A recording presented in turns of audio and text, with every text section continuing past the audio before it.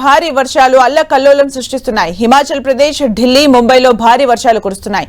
ప్రజలకు పోలీసులు కీలక సూచనలు చేశారు. ఇళ్లలోనే ఉండాలని, అనవసరంగా బయటకు రావద్దని విజ్ఞప్తి చేశారు.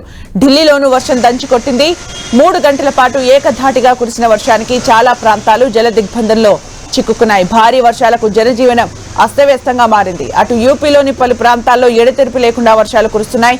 రానున్న 3 రోజుల పాటు రాష్ట్రంలోని పలు నగరాల్లో వర్షాలు కురిసే అవకాశం ఉందని వాతావరణ శాఖ తెలిపింది. రుతుపవనాల ద్రోణి మధ్యప్రదేశ్ వైపు మళ్లింది. దీని కారణంగా తూర్పు యూపీతో పాటు పశ్చిమ యూపీలోని పలు జిల్లాల్లో వర్షాలు కురుస్తాయని అంచనా.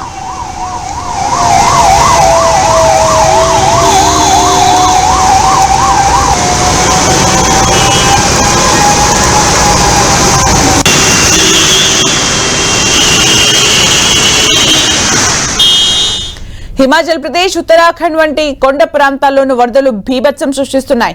ఉత్తరాఖండ్, హిమాచల్ ప్రదేశ్ లో భారీ వర్షాల కారణంగా కొండ చర్యలు విరిగిపడుతున్నాయి. బద్రీనాథ్ జాతీయ రహదారిపై కొండ చర్యలు విరిగిపడ్డాయి. చమోలి జిల్లాలో కొండ చర్యలు విరిగిపడటంతో రహదారిని మూసివేశారు. ఉత్తరాఖండ్ లోని 4 జిల్లాల్లో వర్షాల కారణంగా ఆరెంజ్ అలర్ట్ ప్రకటించారు. ఇందులో నైనిటాల్, చంపావత్, యుఎస్ నగర్, బాగేశ్వర్ ఉన్నాయి. రానున్న 2 రోజుల్లో ఈ జిల్లాలో భారీ వర్షాలు కురిసే అవకాశం ఉంది.